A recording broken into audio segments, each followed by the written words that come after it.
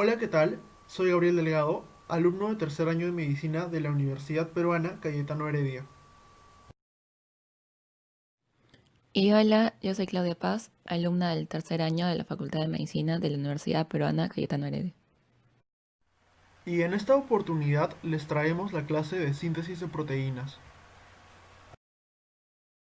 Bien, los objetivos de la sesión de hoy son comprender las bases de la traducción, interpretar el código genético y distinguir sus propiedades, reconocer la función de las principales estructuras involucradas en la traducción, distinguir las diferencias en el proceso de traducción entre células procarióticas y eucarióticas, y finalmente aprender los niveles de acción de los diferentes inhibidores de la traducción proteica.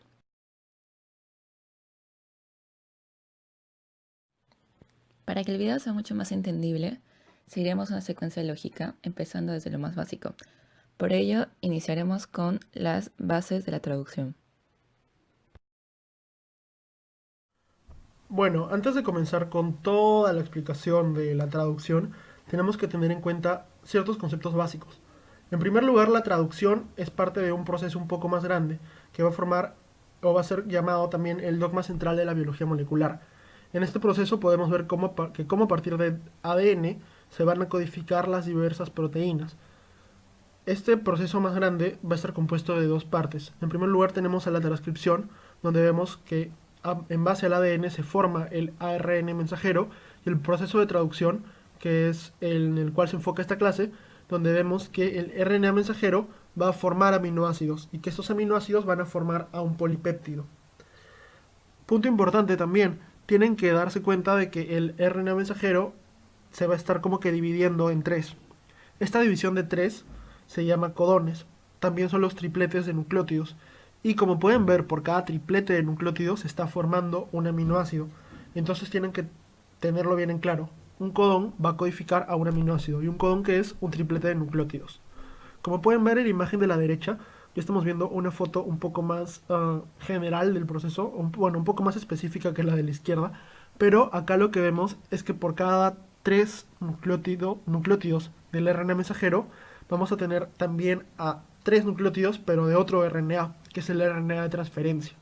Acá quiero que tengan en cuenta que los nucleótidos del RNA mensajero van a ir de 5' a 3', y los del tRNA van a ir de 3' a 5'. Y estos nucleótidos complementarios, o bueno, no tan complementarios porque ya vamos a ver más adelante que ocurre otro proceso ahí, son los denominados anticodones. Estos anticodones van a ser los que van a permitir que el tRNA reconozca al codón en el RNA mensajero y van a ser como un nexo, ya que el tRNA va a poder llevar o va a poder hacer que un aminoácido sea reconocido o bueno, reconozca al RNA mensajero, y aquí es donde ocurre precisamente el proceso de traducción.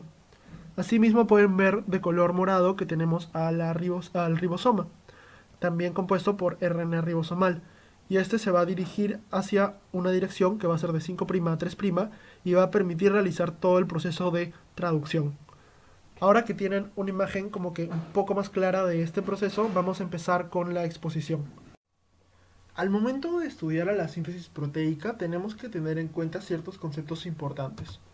En primer lugar, el RNA mensajero se lee de 5' a 3', y la síntesis proteica ocurre del extremo amino hacia el extremo carboxilo.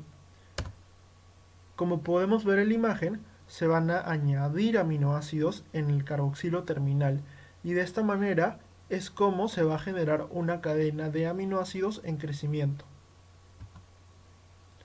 Por otro lado, tenemos que tener en cuenta de que los aminoácidos que llegan a la cadena de crecimiento se van a encontrar en una forma activa, que va a ser el aminoacil tRNA. El aminoacil tRNA está formado por un aminoácido y un RNA de transferencia. La enzima que se va a encargar de que el tRNA se una con su respectivo aminoácido va a ser la enzima aminoacil tRNA sintetasa. Y es importante mencionar que hay una tRNA sintetasa y una tRNA por cada aminoácido. También tenemos que tener en cuenta que la transcripción no va a ser igual a la traducción. ¿Por qué? Si es que lo vemos desde el sentido más literal de la palabra, cuando tú transcribes algo es como si lo copiaras. Por ejemplo, pasas un libro a otro o lo copias en un cuaderno, tú estás pasando algo que se encuentra en un mismo idioma y solo lo estás volviendo a escribir. En este caso estás utilizando el idioma de los nucleótidos. Pero por otro lado, si tú estás traduciendo algo, tú estás pasando de un idioma hacia otro idioma. En este caso, tú lo estás pasando desde el idioma de los nucleótidos hacia el idioma de los aminoácidos. Y por lo tanto, es un proceso más complejo, que tiene más etapas, que tiene más pasos, tiene más moléculas, pero también es un proceso que tiene más o que tiende a tener más errores.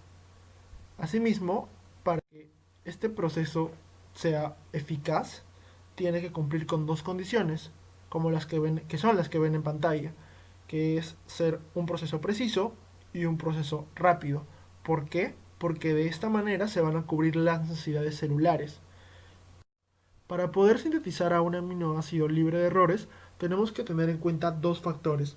En primer lugar, tenemos que ver a la frecuencia de inserción de un aminoácido incorrecto. A medida de que ésta sea mayor, es decir, a medida de que insertes más aminoácidos incorrectos, tu probabilidad de que la proteína no tenga errores es menor. El segundo factor es el número de aminoácidos por residuo. A medida de que, por proteína, perdón, a medida de que haya más aminoácidos en la proteína, la probabilidad de poder sintetizar una proteína sin errores también va a ser menor. Si nos fijamos en la primera fila, que va a ser la fila de la frecuencia de inserción incorrecta más alta, que es 10 a la menos 2, podemos ver que la probabilidad de poder sintetizar una proteína libre de errores va a ser muy baja. Y es más, si nos fijamos en cómo este nivel se va a reflejar según el aumento de los aminoácidos por proteína, también vamos a encontrar que las cifras son bajas, siendo incluso de cero en el caso de el mayor número de aminoácidos y la frecuencia mayor de inserción incorrecta. Por lo tanto, podemos decir que la frecuencia de error óptima no va a ser 10 a la menos 2. Vamos a cancelar a 10 a la menos 2. Ahora, si es que vemos a 10 a la menos 3, podemos ver que en una cantidad de aminoácidos más menores, una cantidad menor de aminoácidos, sí podemos tener una probabilidad de síntesis de proteínas sin error relativamente alta, o por decirlo así, alta. Pero si nos fijamos en cómo ésta se encuentra en una proteína con un mayor número de aminoácidos, podemos ver que igual sigue siendo baja. Entonces tampoco tomamos a 10 a la menos 3 como nuestra frecuencia de error óptima. Lo que vemos en una frecuencia de error de 10 a la menos 4 es que, si bien a medida de que aumenta la cantidad de aminoácidos, esta frecuencia de poder sintetizar una proteína sin errores disminuye, esta no disminuye drásticamente y no es muy baja. Por lo tanto, es que consideramos como nuestra frecuencia de error óptima para poder sintetizar una proteína sin errores a 10 a la menos 4. El siguiente punto que vamos a tocar es el código genético. El código genético es una relación entre las bases del ADN o ARN y una secuencia de aminoácidos. Este tiene como características las siguientes. En primer lugar, hay que entender que un codón o un triplete de nucleótidos, o sea, tres bases de nucleótidos, se van a encargar de codificar un aminoácido. La segunda característica del código genético es que el código no se va a solapar. Y esto lo quiero explicar con el siguiente ejemplo. Digamos que digamos que estos son nucleótidos. Obviamente no son nucleótidos, pero imaginemos que lo son. Y tenemos esta secuencia. Vamos a poner como que el punto de partida en esa línea que podemos ver de color morado. A partir de esa línea de color morado se va a empezar a traducir. Y como habíamos mencionado, por cada codón, que va a ser por cada triplete de nucleótidos, se va a traducir un aminoácido. Entonces ya, si empezamos en ese punto, antes de la B, el primer codón va a ser el que dice bio. El segundo codón va a ser el que dice cas. Y el tercero va a ser ese que dice ECC. Cada uno de estos codones me va a dar a un aminoácido. Entonces el codón bio me va a dar al aminoácido A, el Cas al aminoácido B y el SC al aminoácido C. Cuando digo que no se solapa, es que puede pasar lo siguiente. Digamos que no ha empezado en B, ha empezado en I. Entonces, lo que vamos a tener acá es que vamos a tener codones en una distribución distinta a la que teníamos antes. Como ya no empieza en B, el primer codón no va a ser bio, sino va a ser IOC, y el segundo codón va a ser ACE, y así va a continuar. Y vamos a tener a un aminoácido distinto. Antes teníamos el aminoácido A, que era codificado por el codón bio. Ahora vamos a tener al aminoácido D, que va a estar determinado por el codón IOC. Igualmente, el aminoácido E, que va a estar determinado por el codón ASE. También tenemos que considerar que el código genético no tiene una puntuación, es decir, no va a haber un punto o una coma que separe los aminoácidos. No va a haber como que un aminoácido que dice, ya, esto no me vas a leer y vas a leer al siguiente. Eso no va a pasar. Una vez que empieza la traducción, que empieza la lectura del código genético, este no va a parar hasta que encuentre un codón de stop. Por último, es importante tener en cuenta que el código genético está degenerado, es decir, que hay más de un codón por aminoácido. Y esto tiene bastante sentido, porque como pueden ver en la gráfica, vamos a tener a 64 tripletes, 64 codones, y solo tenemos 20 aminoácidos. Por eso se podría asumir que varios de estos codones van a poder codificar estos aminoácidos. Y es exactamente lo que pasa. De estos 64, solo 61, bueno, solo no, 61 van a ser los que se van a encargar de codificar a los aminoácidos. Y vamos a tener a 3 codones que se van a encargar de poner un stop a la síntesis de proteínas. Algunos datos curiosos es que la metionina y el triptófano van a ser los únicos aminoácidos que van a estar codificados por un triplete, mientras que aminoácidos como la leucina, la arginina o serina van a estar codificados por 6 tripletes. Y cabe mencionar que a mayor cantidad de codones que el número de codones que codifica un aminoácido va a estar relacionado con la frecuencia de aparición en las proteínas. Asimismo, otro concepto que también tenemos que tener es el concepto de codones sinónimos, que van a ser aquellos codones que codifican al mismo aminoácido. Usualmente los sinónimos van a ser aquellos que van a diferir van a tener igual a las dos primeras bases, pero van a diferir en la última base. Y esto lo vamos a ver un poco mejor, o se va a entender mejor, cuando veamos a los anticodones en la tRNA. Por otro lado, o por último, la degeneración de este código genético va a contribuir con reducir los efectos de las mutaciones deleterias. Pues imagínense qué es lo que pasaría si tuviéramos solo 20 codones para los aminoácidos. Tendríamos 44 codones que nos harían terminar la síntesis. Por lo tanto, habría una mayor posibilidad de que ante una mutación el codón al que se esté mutando sea un codón de stop.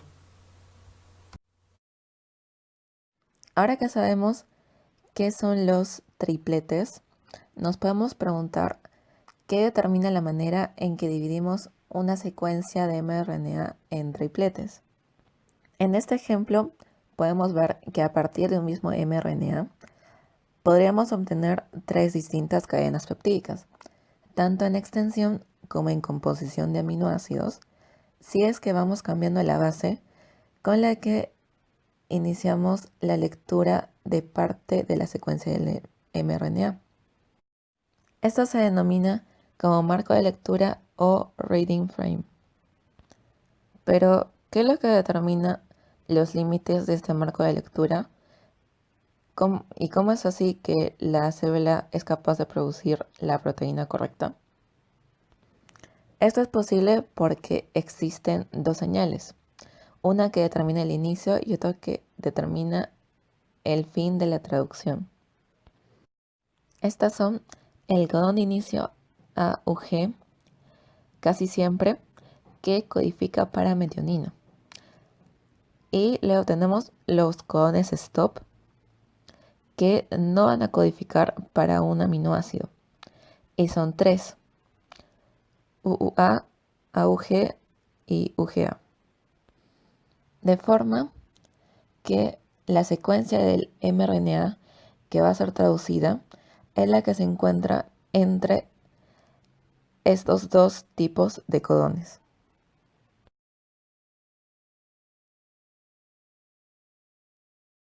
Aquí podemos ver en la tabla la ubicación de los tres codones stop y del codón inicial que codifica para metionina.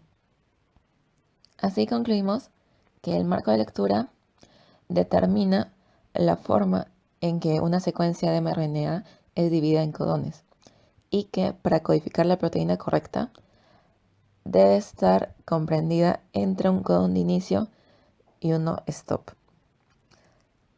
Además, podemos inferir que mutaciones que inserten o eliminen uno o dos nucleótidos pueden cambiar el marco de lectura, causando la producción de una proteína alterada porque va a tener aminoácidos diferentes, a partir del punto en el cual se produjo la mutación. Este tipo de mutaciones se conocen como mutación por desplazamiento del marco de lectura. Por otra parte, también nos podemos preguntar si el código genético es universal. Algo que nos puede llevar a pensar eso es que el mRNA de una especie puede ser traducido correctamente por la maquinaria sintetizadora de proteínas de otra especie. Por ejemplo, hay bacterias que pueden sintetizar proteínas humanas como la insulina. La realidad es que el código genético ha permanecido casi invariable luego de millones de años de evolución, pero existen algunas variaciones.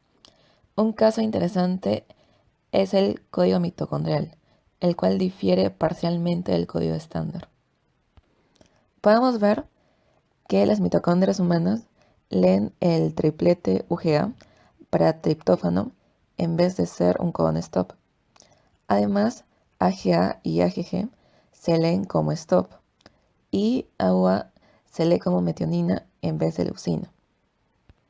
Y bueno, ¿existirán especies que utilicen un código genético que se desvíe del código estándar? Pues sí, existen al menos 16 organismos que se desvían del código genético universal. Por ejemplo, los protozoos ciliados leen los tripletes UAA y UAG como aminoácidos en vez de como stop. Entonces, podemos concluir que el código genético es prácticamente, pero no absolutamente universal. Entonces, si ya tengo a mi codón y ya tengo a mi aminoácido, entonces, ¿por qué no se ha acabado el proceso? ¿Por qué no es así de fácil? Lo que pasa es que el aminoácido por sí solo no va a reconocer al codón, sino que necesita a una molécula adaptadora que se una al codón y que se una al aminoácido. Y esta molécula adaptadora va a ser el tRNA, que es el tema siguiente. En el estudio de las moléculas de tRNA vamos a encontrar ciertas características estructurales comunes. En primer lugar, vamos a tener que cada tRNA va a estar formado por una cadena de 73 a 93 ribonucleótidos. Como podemos ver ahí, vamos a tener una cadena que ya vamos a definir o explicar posteriormente. Asimismo, vamos a tener a bases poco comunes.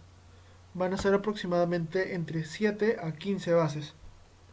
Algunas de estas bases van a ser derivados metilados y esto va a evitar la formación de ciertos pares de bases y le va a dar propiedades hidrofóbicas a la molécula. Y por último, todos los tRNA van a tener una forma de L, la cual va a garantizar que el anticodón se una al codón y que el tRNA se una al aminoácido. En la estructura secundaria vamos a tener a 4 hélices que van a formar dos segmentos continuos de doble hélice. La foto que están viendo ahorita no es de la estructura secundaria, sino de la estructura primaria, y es importante localizar estos segmentos en esta estructura. Como podemos ver en la parte superior, tenemos el primer segmento, que va a ser el segmento aceptor. Este segmento aceptor va a estar compuesto o va a tener dos partes. Un extremo 3', que se va a encontrar hidroxilado, que es el lugar donde el aminoácido se va a unir, y un extremo 5', que se va a encontrar fosforilado. Acá si le hacemos un zoom, podemos ver que este extremo 3' hidroxilado va a tener a dos citosinas y una adenina. También se le llama el brazo CCA. Y bueno, ahí también en la parte que no lo he señalado, pero ahí se puede ver el extremo 5' fosforilado. En el otro segmento vamos a encontrar al anticodón, que va a ser como que el otro brazo de la L, y lo van a poder ver mejor en la imagen de la estructura secundaria. Como pueden ver en el anticodón va a ir de 3' a 5', mientras que el codón va a ir de 5' a 3'. Este es otro de los brazos importantes, que va a ser uno que va a formar una de las cuatro hélices que forma los dos segmentos del tRNA. Y este brazo va a ser el brazo o bucle T, que contiene ribotimidina, pseudouridina y citidina, que son necesarios para que el tRNA se una al ribosoma. Y también tenemos al brazo o bucle D, que contiene dihidrouridina, que es necesaria para que el tRNA reconozca al aminoácido tRNA sintetasa correcta. Entonces, si vemos la estructura secundaria, podemos notar que tiene una forma de L, como lo había mencionado, y si tratamos de relacionar la estructura primaria con la estructura secundaria, podemos ver que las dos que están señaladas con un cuadrado rojo van a formar lo que vendría a ser la porción donde se va a unir el aminoácido, que es donde tenemos al CCA terminal. También tenemos al otro lado de la L, ahí creo que ya pueden notar un poco mejor la forma de L, pero al otro lado tenemos a la zona del anticodón. Y también podemos encontrar al brazo D y al brazo T. Una pregunta que podría surgirnos en base a todo lo que hemos visto es si es que un tRNA siempre va a reconocer a un solo codón. O sea, el anticodón siempre va a ser específico para un codón. Y cualquiera podría pensar que sí, pero en verdad la respuesta es no. Se han planteado dos hipótesis para explicar cómo un codón reconoce a un anticodón. La primera hipótesis es la hipótesis sencilla. Esta hipótesis se basa en el emparejamiento de bases de tipo Watson y Crick. Entonces la base del codón, que va a ser el que va a ir de 5' a 3', se va a emparejar con el respectivo anticodón, que va de 3 a 5'. Y esta teoría nos dice que solo va a haber un anticodón por cada codón, porque como recuerdan, la citosina solo se va a unir con la guanina, y la adenina solo se va a unir con el uracilo. Esos son Watson y Crick. Sin embargo, experimentalmente vieron que esto no ocurría así, y lo vamos a explicar con el modelo de alanil tRNA. Como podríamos ver y como ya hemos mencionado, más de un codón va a codificar a un aminoácido. Entonces, como podemos ver acá, vamos a tener más de un solo codón. No solo vamos a tener AGCU, sino también vamos a tener a GCC y GCA. Y si son un poco más curiosos, se van a dar cuenta de que el cambio no va a ocurrir en el primer ni en el segundo aminoácido, sino va a ocurrir en el tercero. Como pueden ver, el primer aminoácido y el segundo van a estar conservados, solo difieren en la tercera base. Entonces, eso llevó a que los científicos que estaban viendo eso piensen que el impedimento estérico no era tan fuerte en la tercera base. Por lo tanto, ellos concluyeron que de repente la última base del anticodón no estaba formada por una adenina, en este caso, sino por un nucleótido no tan conocido o pues poco convencional, el cual es la inosina. Por eso se concluyó que la inosina podría ser uno de los responsables de poder realizar este fenómeno. Lo que explica todo esto es la hipótesis del bamboleo. Esta plantea que la primera base del anticodón, recuerden que es el que va de 3' a 5', es menos selectiva y por lo tanto puede establecer uniones con la tercera base del codón, que es el que va de 5' a 3'. Estas bases pueden ser bases de Watson y Crick, o sea, pueden ser uniones de la base correspondiente, o pueden ser con bases distintas, como lo podemos ver en la tabla que tenemos en la parte inferior. En esta tabla vemos que, como ya vimos, la primera base del anticodón se une con la última del codón, y esto va a determinar si es que va a leer si es que un tRNA va a leer a un codón, a dos codones o a tres codones. Si es que la primera base del anticodón es citosina o adenina, vamos a tener que el tRNA solo va a poder leer a un solo codón. Pero si es que la primera base es uracilo o guanina, va a poder leer a dos codones. Y en el caso de que la base sea inosina, este tRNA va a poder leer hasta tres codones.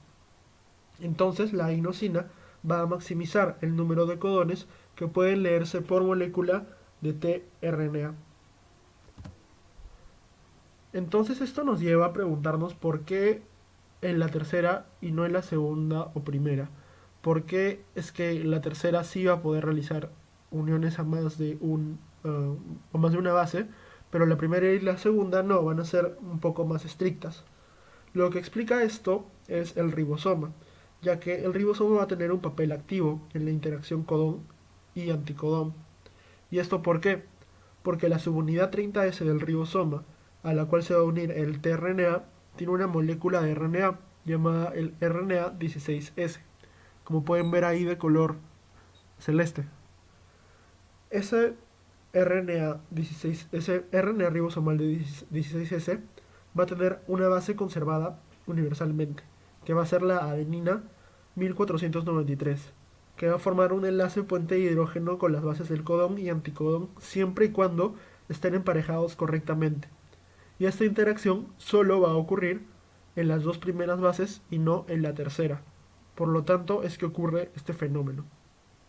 Entonces ya tenemos a la estructura que se va a encargar de llevar al aminoácido hacia el codón. Sin embargo, esto no es suficiente, porque también nos llega la interrogante de cómo es que este aminoácido se unió al tRNA. Por lo tanto, en esta parte vamos a explicar un poco acerca de la enzima que se encarga de realizar esta unión, que es la aminoacil tRNA sintetasa. Hay dos puntos importantes respecto a esta enzima. En primer lugar, nos permite aplicar el código genético. Es decir, por cada codón vamos a tener a un aminoácido, ya que esta enzima une al aminoácido con su tRNA. Y asimismo, como ya sabemos, la formación de un enlace peptídico entre aminoácidos libres no es un proceso termodinámicamente favorable. Por eso es que esta enzima se va a encargar de activar al aminoácido. Y estos aminoácidos activados van a ser ésteres de aminoácido que se unen con el hidroxilo 3' del tRNA a través de su grupo carboxilo. Recuerden que en la porción 3' del tRNA había un grupo hidroxilo, que es la que permitía esta unión. Entonces el grupo carboxilo del aminoácido se une con este grupo hidroxilo y van a formar un éster de tRNA o un aminoacil tRNA. Estos son los pasos que tienen que ocurrir para activar a los aminoácidos. En primer lugar tenemos una etapa de activación propiamente dicha, donde se forma el aminoacil adenilato a partir de un aminoácido y un ATP. El segundo paso es la etapa de transferencia, donde se transfiere de grupo aminoacilo, el grupo aminoacilo del aminoacil AMP al tRNA para formar el aminoacil tRNA. Es importante tener en cuenta de que el valor de la energía libre de Gibbs para la reacción, para las dos reacciones, va a ser cero, porque la energía de la hidrólisis del enlace éster del aminoacil tRNA es similar a la hidrólisis del ATP a AMP y fosfato. Y otro punto importante es que esta reacción está dirigida por la hidrólisis del pirofosfato, la cual va a generar que estas reacciones sean irreversibles. Y por último, ambas etapas van a estar catalizadas por la misma enzima. Y el intermediario, que va a ser aminoacil AMP, que es el que pueden ver de color morado, no se va a separar de la enzima, de la sintasa. Va a permanecer unida durante todo este proceso. Entonces, ¿cómo es que el aminoacil-tRNA sintetasa es tan específico para cada aminoácido? La respuesta es simple, pues se va a encargar de aprovechar las propiedades específicas de cada aminoácido.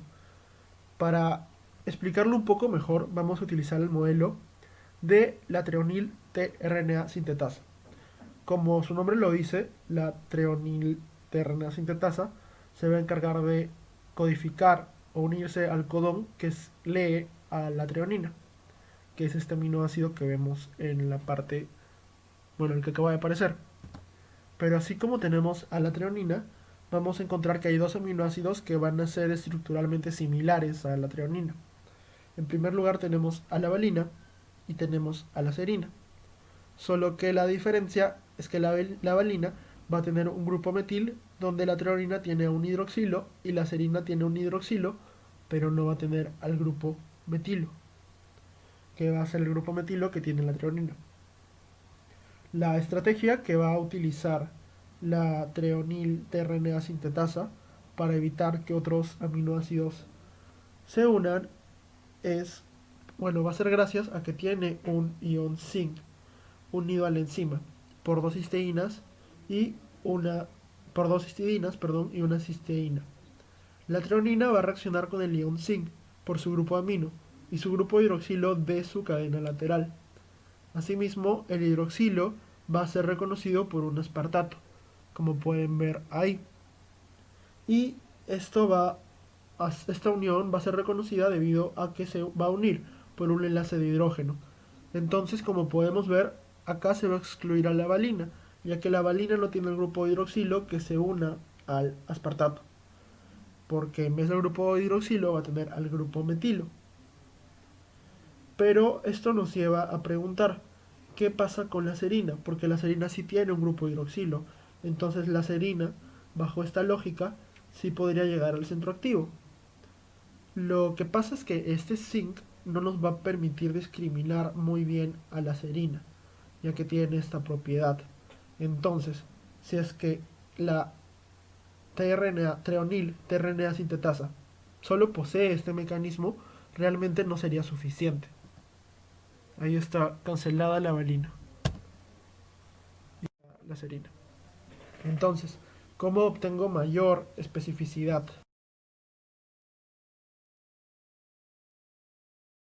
Siguiendo con el modelo de treonil-tRNA sintetasa, imagínense qué es lo que pasaría si la cultivamos junto a una treonil-tRNA y a una serina. Como ya hemos visto, no va a tener la treonil-tRNA sintetasa no va a tener la capacidad de discernir mucho entre la serina y la treonina. Así que sí vamos a ver que va a ocurrir una unión. Sin embargo, esta va a ser casi de inmediato, debido a que va a ocurrir una reacción de hidrólisis que nos va a dar como resultado un aminoacil-tRNA libre y una serina. En cambio, si esto se incuba con una treonina en vez de una serina, el resultado no va a ser este y no va a haber una reacción de hidrólisis. Lo que explica esto es que la treonil-tRNA sintetasa tiene un centro funcional adicional, que es un centro de edición, que se va a encargar de hidrolizar cuando la serina se une con la treonil-tRNA, pero no va a hidrolizar en el caso de que ocurra la unión correcta, que es treonina con la treonil-tRNA. Entonces, el centro de edición va a permitir generar discriminación entre serina y treonina, porque, como ya hemos visto, la treonina tiene un grupo metilo extra. Es importante también ver la estructura del complejo entre treonil-tRNA sintetasa y su sustrato, ya que este complejo va a permitir que el sustrato pueda balancearse entre el sitio activo y el sitio de revisión. Y bueno, sea cual sea el complejo, ¿no? Porque puede ser el sustrato, porque puede ser treonina o puede ser serina. Pero la estructura del complejo va a permitir que haya un balance entre los dos sitios. Entonces, el aminoacil-tRNA sintetasa, en general los aminoacil-tRNA sintetasa, pueden revisar y corregir los errores, que va a ser un proceso similar al proofreading de la DNA polimerasa. Y este proceso de revisión y corrección, cabe mencionar que solo va a ocurrir cuando es necesario, porque como recuerdan, en el caso de la valina no era necesario realizar este proceso. ¿Cómo es que reconoce las sintetasas a sus tRNAs correspondientes? Este es el momento más importante realmente porque aquí es donde va a ocurrir lo que es la traducción. Acá podemos ver también que el reconocimiento va a ser distinto para cada pareja de sintasa y de tRNA, por lo que vamos a seguir con el modelo de la treonil tRNA sintetasa. Como podemos ver, el brazo CCA de la treonil tRNA se va a introducir en el sitio de activación, que es el sitio que tiene zinc. Por lo tanto, va a quedar bien colocado para aceptar a la treonina del treonil adenilato. La enzima va a interactuar con el tallo aceptor, o sea, la parte del tRNA que está hecha para la enzima, y también con el bucle del anticodón. Por eso es que cada base del anticodón va a establecer puentes de hidrógeno con la enzima. Y de esta manera se puede dar el reconocimiento entre la sintetasa y la treonil tRNA. Cabe resaltar que también vamos a tener más aspectos o más zonas de la tRNA que van a ser reconocidas por las sintetasas, como pueden ver en la imagen de la derecha. Para finalizar, también vamos a mencionar que existen distintos tipos de tRNA. Es más, existe un tipo para cada aminoácido, pero estos se pueden dividir principalmente en dos clases. Las tRNA sintetasas de tipo 1 van a adaptar el brazo de la tRNA, o sea, el brazo CCA, en una conformación helicoidal, mientras que las sintetasas de tipo 2 van a adaptar el brazo en una forma de horquilla.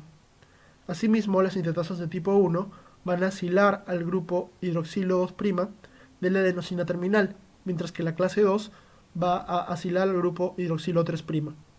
Y finalmente, las tRNA sintetasas de clase tipo 1 van a ser mayormente monoméricas, van a ser enzimas monoméricas, mientras que las de la clase 2 van a ser enzimas diméricas.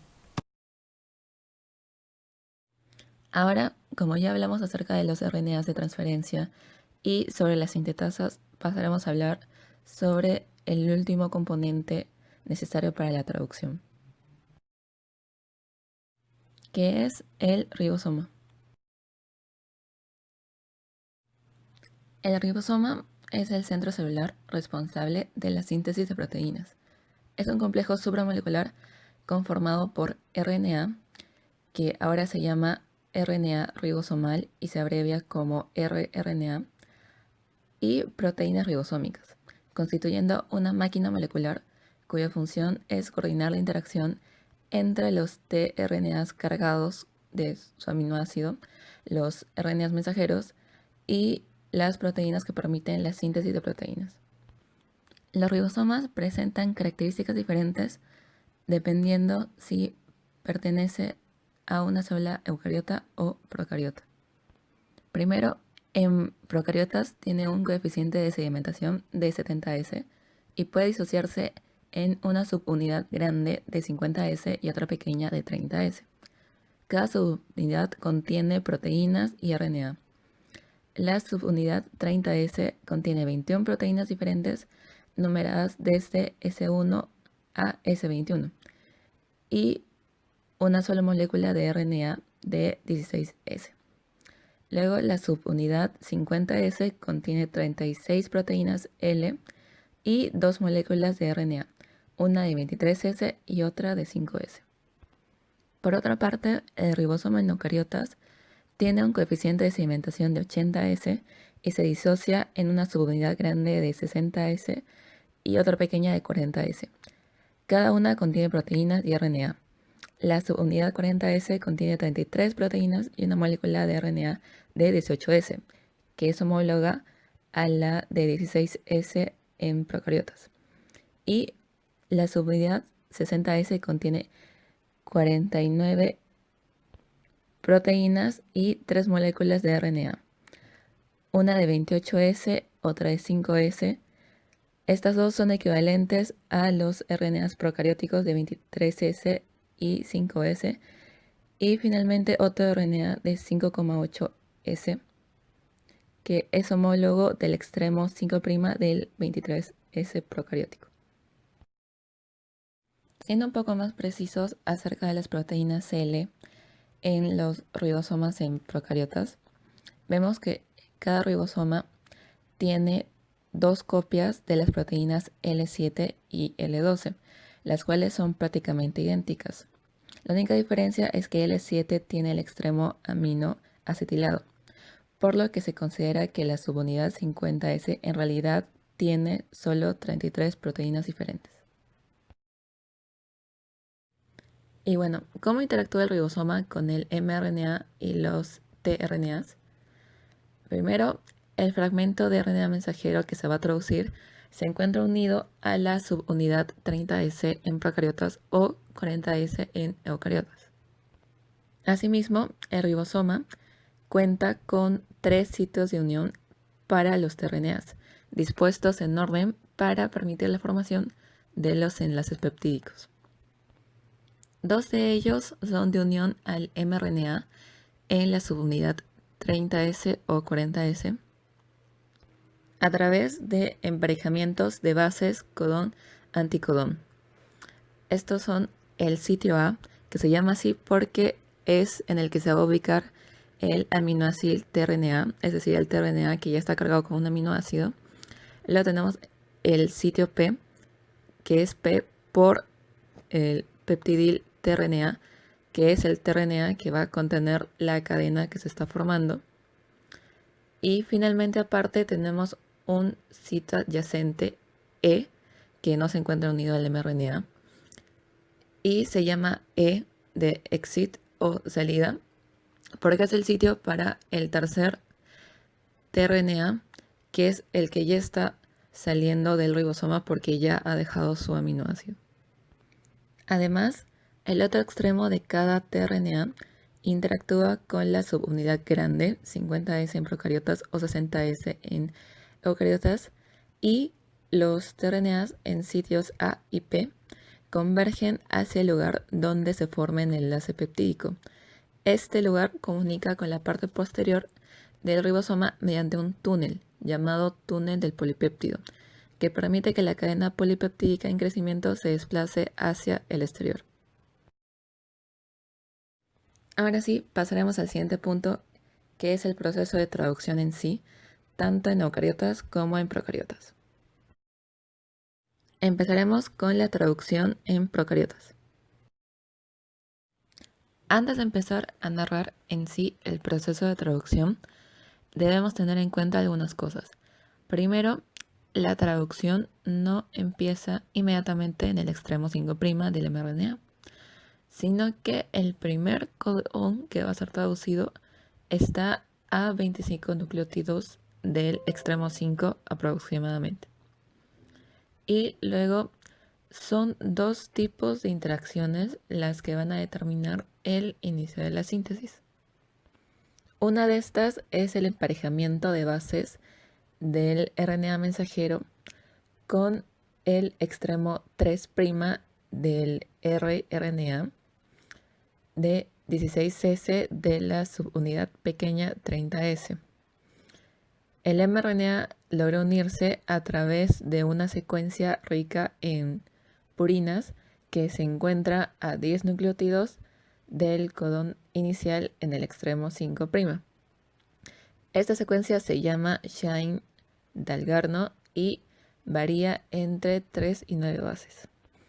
Y la segunda interacción es el emparejamiento del codón de iniciación del mRNA con el anticodón del tRNA iniciador. El codón de iniciación en procariotas por lo general es AUG, que codifica para metionina, y con menor frecuencia GUG para valina y rara vez UUG, que codifica para leucina.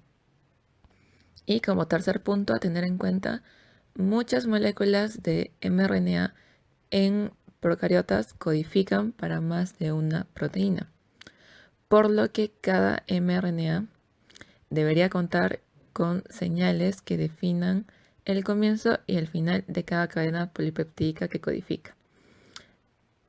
Como codifican para más de una proteína, estas moléculas de mRNA se les denomina policistrónicas o poligénicas.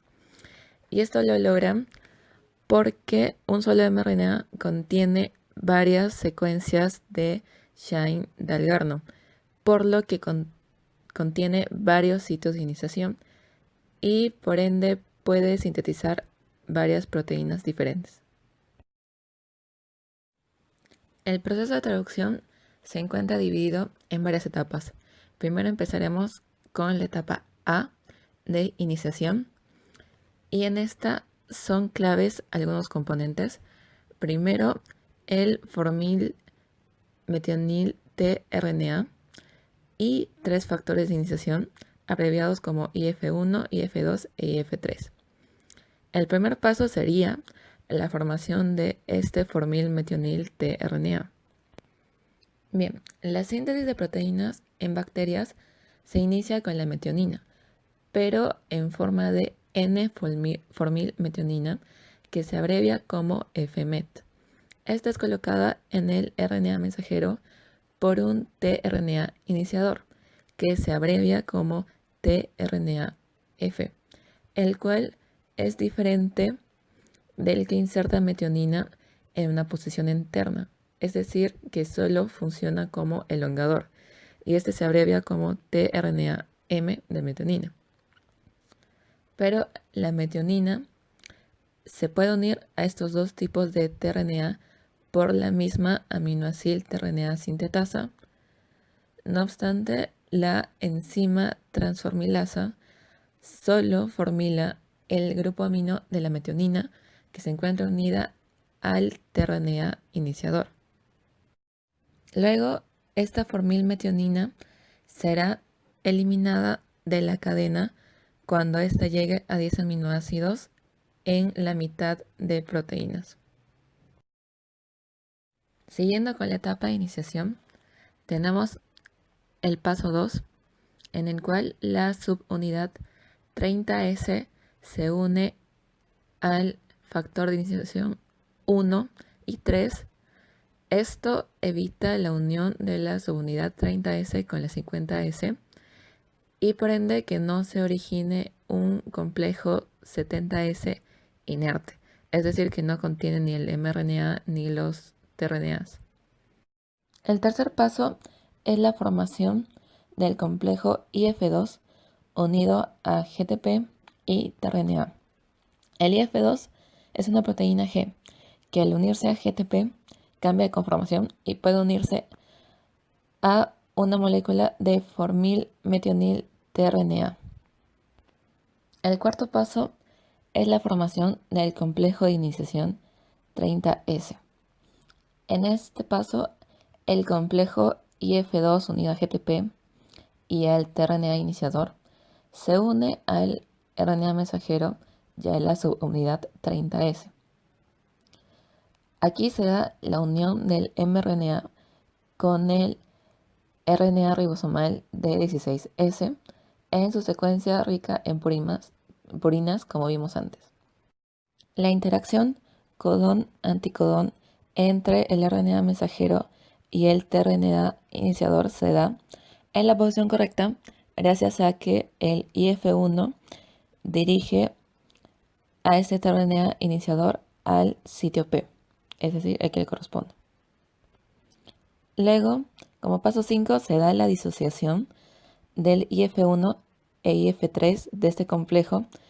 Y finalmente, como paso 6, tenemos la formación del complejo de iniciación 70S, que se da gracias a que IF2 estimula la asociación de la subunidad 50S con el complejo 30S.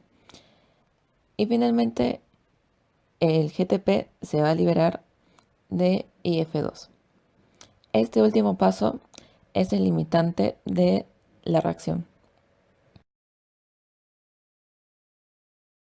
Pasamos a la segunda etapa, que es la elongación. En esta, el objetivo es unir un nuevo aminoácido tRNA al mRNA mensajero. Y esta unión será en el sitio A. Aquí son claves los siguientes componentes. Los factores de elongación TU y TS, abreviados como EF2 y EFTS. Primero, el F2 se une a GTP y así puede unirse a un aminoácido tRNA. Ya sabemos que es el tRNA que está cargado con un aminoácido. Luego, el complejo se va a unir al sitio A en el mRNA. Después, como paso 3, tenemos la hidrólisis del GTP de este F2 a GDP. Esta hidrólisis solo ocurre si el codón está correctamente apareado con el codón. De no serlo, el aminoácido tRNA no es transferido al ribosoma. Esto contribuye a una mayor precisión al momento de sintetizar proteínas. Como paso 4 tenemos que F2 unido ahora a GDP se va a liberar del aminoácido tRNA. Y finalmente, para posteriormente seguir uniendo más aminoácido tRNA a la cadena, este F2 GDP tiene que generarse y convertirse de nuevo a F2 GTP. Esto sucede gracias a que el otro factor de elongación, EFTS, induce la disociación del GDP de F2 para que F2 luego se una a otro GTP. Y finalmente, como se le unió el EFTS, este se va a liberar.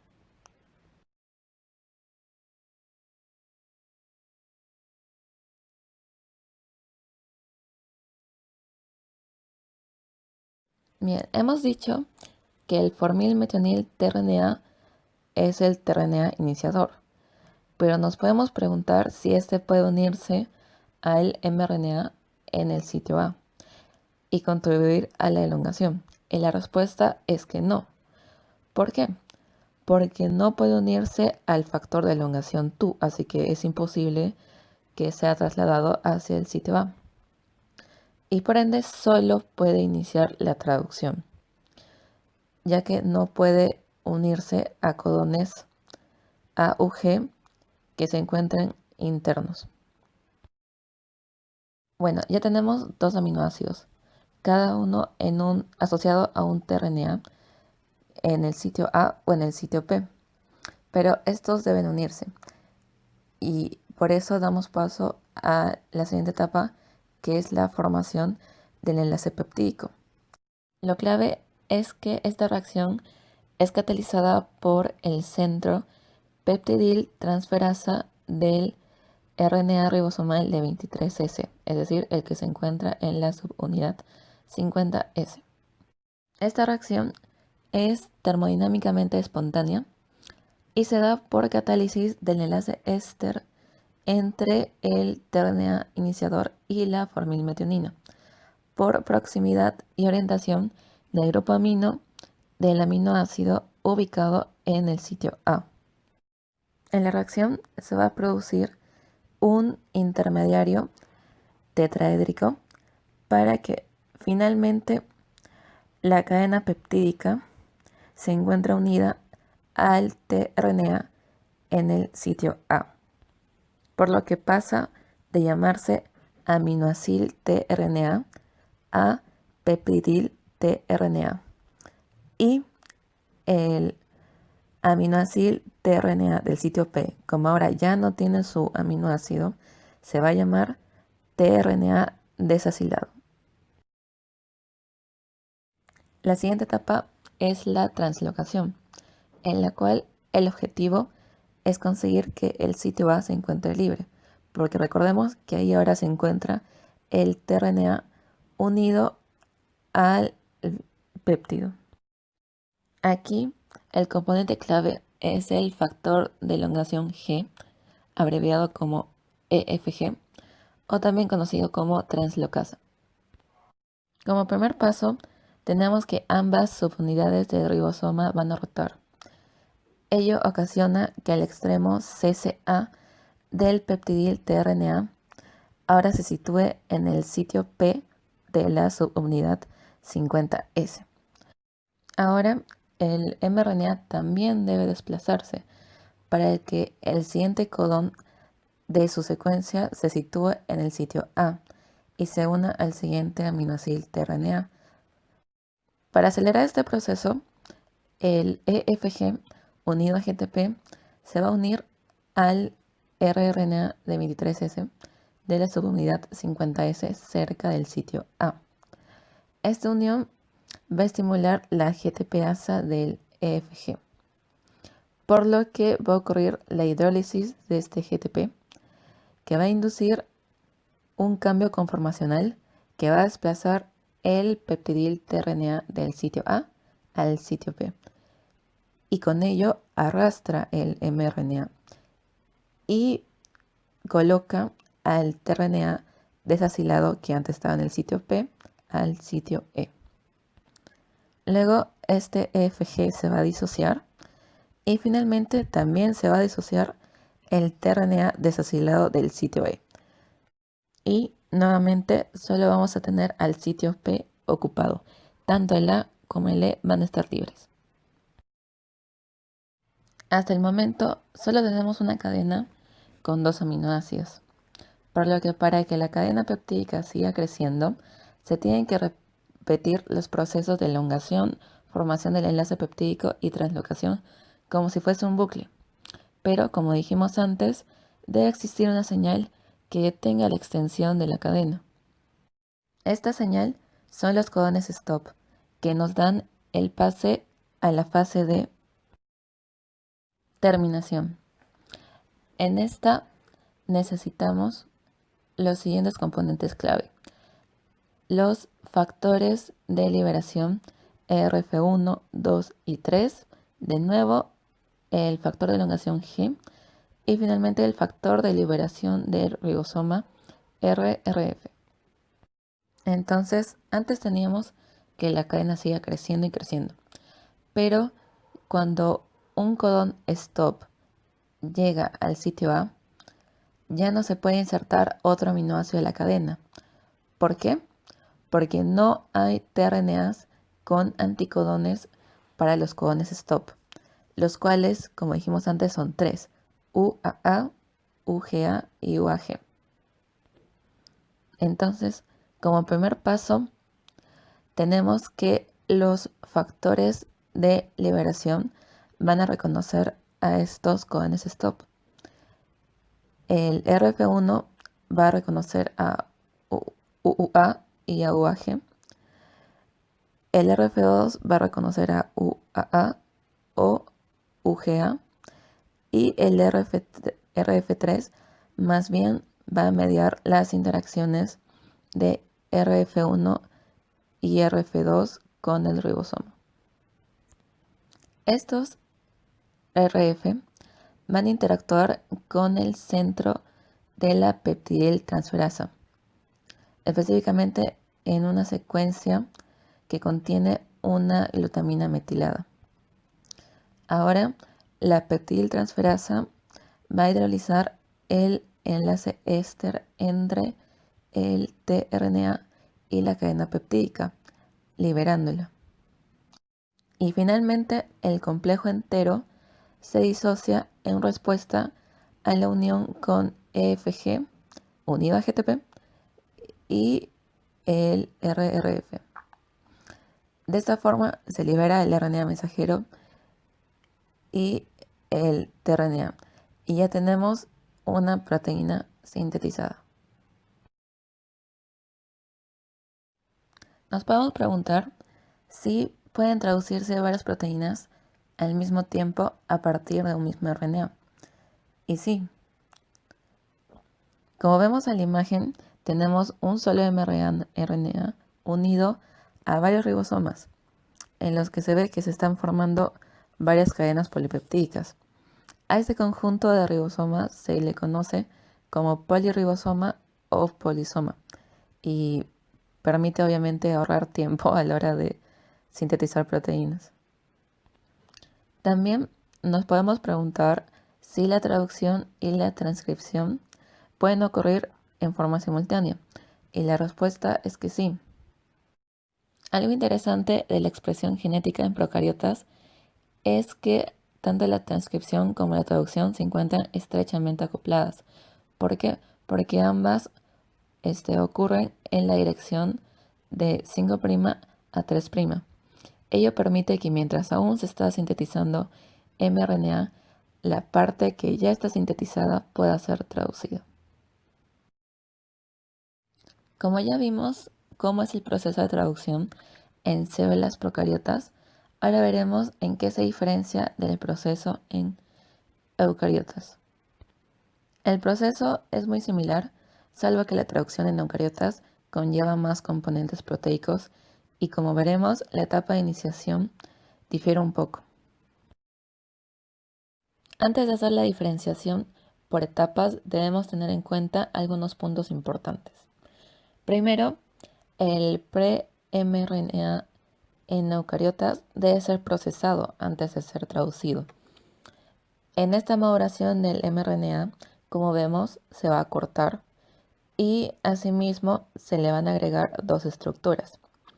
Primero, un casquete 7-metilguanosina en el extremo 5', que se abrevia como CAP. Y segundo, una cola de poli-A en el extremo 3'. Ello luego va a permitir que el mRNA adquiera una forma circular, como lo vamos a ver después. Empezamos con la etapa de iniciación. Aquí tenemos que tener en cuenta que el aminoácido de iniciación ya no va a ser N-formilmetionina, sino solo metionina, y que el tRNA iniciador ahora se abrevia como tRNAi, por lo que cuando está unido a metionina se llama metionil tRNA, y que el codón de inicio siempre va a ser AUG, y en este caso va a ser el codón AUG más próximo al extremo 5'. Haciendo una diferenciación entre los factores de iniciación tanto en procariotas como eucariotas, tenemos que en eucariotas tienen el prefijo E, que significa factor de iniciación eucariótico. Primero tenemos el EIF3, que es homólogo al IF3 en procariotas y hace lo mismo, impide la unión entre las subunidades ribosómicas antes de que se hayan unido al mRNA y a los tRNAs. Luego tenemos al EIF4E. Este es exclusivamente de eucariotas, no hay un homólogo en procariotas. ¿Y de qué se va a encargar? Este se va a unir al casquete, a CAP. Y también se va a asociar con la cola poli-A, pero a través de otras dos proteínas, el EIF4G y las proteínas PAPB, que se conocen como proteínas asociadas a la cola poli-A, como vemos en la imagen. Así es como el mRNA adquiere una forma circular para luego ser traducido. Y finalmente el último factor de iniciación es el EIF2, que su homólogo en procariotas es IF2 y también hace lo mismo. Se encarga de dejar el tRNA iniciador sobre el ribosoma. Haciendo un resumen de los pasos de la iniciación, primero tenemos que la subunidad 40S se va a unir al metionil tRNA y asimismo luego se va a unir al mRNA en su extremo 5' a través del casquete CAP.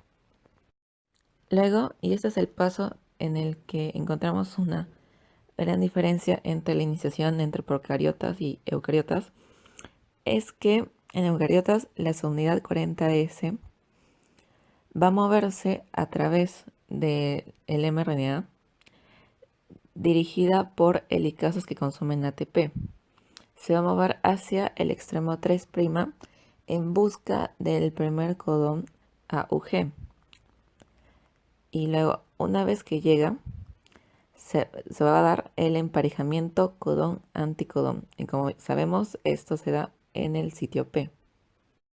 Y finalmente, las dos subunidades, la 60S y la 40S, se van a unir para formar el complejo de iniciación 80S. Recapitulando la diferencia en la etapa de iniciación en procariotas y eucariotas, recordemos que en procariotas el mRNA es capaz de unirse a la subunidad pequeña del ribosoma a través de su secuencia rica en purinas, la cual se encuentra cerca del codón de iniciación, que principalmente es AUG, y el aminoácido iniciador va a ser formilmetionina. Por otra parte, en eucariotas el mRNA no va a contar con esta secuencia rica en purinas, sino que en un inicio el mRNA se va a unir a la subunidad pequeña del ribosoma a través del casquete CAP. Y de ahí este ribosoma va a ir avanzando, avanzando, avanzando hasta llegar hasta el primer codón de inicio, que aquí siempre va a ser AUG, que va a codificar para el aminoácido de inicio, que es metionina. También otra diferencia de la traducción en eucariotas en comparación a procariotas es que ahora la mayoría de los mRNAs eucarióticos cuentan con un solo sitio de iniciación, por lo que por lo general, codifican para una sola proteína. Otra cosa que nos podemos preguntar es si siempre es necesaria la unión del ribosoma con el casquete para iniciar la traducción. Y la respuesta es que no, porque existen algunos mRNAs que puedan unirse al ribosoma sin el uso del casquete e iniciar la síntesis de proteínas. A estos se les conoce como sitios de entrada al ribosoma interno, abreviado como IRS. Ahora, tanto en procariotas como en eucariotas, los pasos de elongación, translocación y terminación son muy similares, por lo que solo vamos a hacer la distinción entre sus factores. Primero, en elongación tenemos el factor de elongación 1 alfa, que es homólogo al F2 en procariotas y hacen lo mismo. Se une a GTP y coloca el aminoácido tRNA en el sitio A.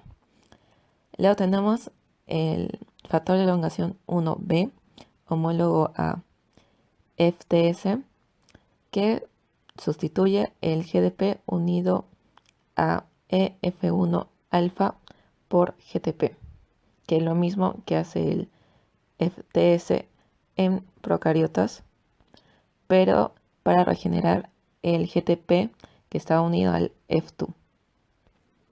Luego, en la etapa de translocación, tenemos al EF2 o factor de elongación 2, que va a ser el homólogo de EFG en procariotas y hace lo mismo, desplaza el peptidil tRNA del sitio A al P y consigo arrastra el mRNA. Y finalmente, en terminación, vamos a tener un solo factor, que es el factor de liberación 1 eucariótico, que va a ser homólogo a los 3 factores de terminación en procariotas. Y hace lo mismo, reconoce los codones stop. Para terminar el proceso de traducción en eucariotas, tenemos algunas patologías que se encuentran asociadas a factores alterados. Por un lado, un factor de iniciación eucariótico 4G se puede ver en el síndrome de X frágil, que es la forma más común de trastorno mental hereditario, y también en cáncer de próstata y otros tumores. Por otra parte, un factor de iniciación eucariótico 2 alterado se puede ver en la enfermedad de la materia blanca evanescente, abreviado como VWM. Esta es una enfermedad rara en la cual las células nerviosas del cerebro desaparecen y son sustituidas por líquido cefalorraquídeo. En esta última sección vamos a poner en práctica todo lo que hemos aprendido a través del estudio de diversos inhibidores de la síntesis proteica. Vamos a comenzar esta sección con el tema de antibióticos y el objetivo principalmente es poder diferenciar qué antibiótico tiene un efecto en los ribosomas procarióticos y eucarióticos. Vamos a comenzar con los procarióticos.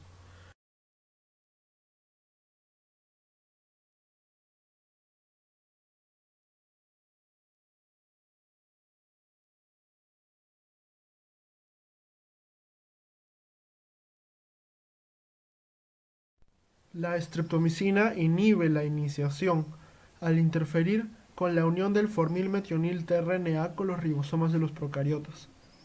Los aminoglicósidos interfieren con la interacción entre los tRNA y el RNA 16S, el RNA ribosomal 16S de la subunidad 30S. La tetraciclina se une a la subunidad 30S e inhibe la unión de los aminoacil tRNA. Cloranfenicol inhibe la peptidiltransferasa de la subunidad 50S y eritromicina inhibe la translocación al unirse a la subunidad 50S. Entonces tienen que tener en cuenta que tanto los aminoglicósidos como la tetraciclina se van a unir a 30S. Solo que los aminoglicósidos van a interferir con la interacción entre tRNA y el RNA 16S y la tetraciclina inhibe la unión del aminoácido tRNA. Y cloranfenicol y eritromicina se unen a 50S, pero cloranfenicol inhibe a la peptidiltransferasa y eritromicina inhibe a la translocación. En el caso de eucariotas tenemos la ciclohexamida. Este antibiótico bloquea la translocación en ribosomas eucarióticos y se usa más que todo en laboratorios, ya que pues nosotros tenemos células eucariotas y si consumimos este antibiótico morimos. En el caso de ambos, tanto eucariotas como procariotas, hay un antibiótico que se llama la puromicina. Este antibiótico se encarga de terminar prematuramente la cadena de polipéptidos, o bueno, la cadena de aminoácidos, al actuar como un análogo del aminoácido tRNA. Como pueden ver en la imagen de la derecha, va a ser un análogo de la porción terminal del aminoácido tRNA. Por lo tanto, la puromicina se va a acoplar al sitio A del ribosoma y va a inhibir la entrada del aminoácido tRNA, ya que contiene un grupo alfa-amino que va a formar un doble enlace peptídico con el grupo carboxilo de la cadena peptídica creciente, generando de esta manera que la cadena peptídica se disocie del ribosoma. Otro de los inhibidores de la síntesis proteica es la toxina diftérica. La toxina diftérica es una toxina proteica producida por Corynebacterium diphtheria. Esta toxina tiene el siguiente mecanismo de acción. Al ingresar se va a romper en dos fragmentos, en un fragmento A y en un fragmento B. El fragmento B va a tener la función de facilitar la entrada del fragmento A al citosol, y el fragmento A modifica covalentemente al factor de elongación 2, que es el factor que va a catalizar la reacción de translocación en la síntesis proteica eucariota. Como habrán escuchado por ahí, un solo fragmento del fragmento A, una pequeña porción del fragmento A, te puede matar. ¿Y esto por qué? Porque el factor de elongación 2, tipo 2, tiene un residuo que es no muy común, el cual es la diftamina. No se conoce muy bien la función de la diftamina, pero se sabe que se forma como parte de una modificación post-traduccional de la histidina. Lo que pasa acá es que el fragmento A transfiere a una ADP ribosa al anillo NAD oxidado de la diftamina. Esto va a formar, o bueno, este proceso se va a llamar una ADP ribosilación. Y esta ADP ribosilación va a ser la que va a bloquear la capacidad de translocación, que es como lo pueden ver en la parte inferior del gráfico. Ya para concluir, tenemos al último inhibidor de la síntesis de proteínas, que es la ricina, la proteína del aceite de las semillas de la planta de ricino. Esta es tan tóxica que tan solo una dosis de 500 microgramos es letal para el ser humano. Esta es una proteína heterodimérica compuesta por una cadena catalítica A unida a una cadena B. Esta cadena B permite la unión y endocitosis en la célula diana y liberación de la cadena A en el citoplasma. Mientras que la cadena A, la catalítica, escinde la adenina de una adenosina del RNA ribosomal 28S. Ello trae como consecuencia que se impide la unión de este RNA a los factores de elongación y por ende se inactiva el ribosoma y la traducción no es posible. Esta es la bibliografía que usamos para realizar el video. Y bueno, gracias. Eso es todo. Esperamos que este video les haya ayudado a comprender un poco más el proceso de síntesis de proteínas. Y ya saben que si tienen alguna duda, pueden escribirme a mí a mi correo o a Gabriel. Gracias.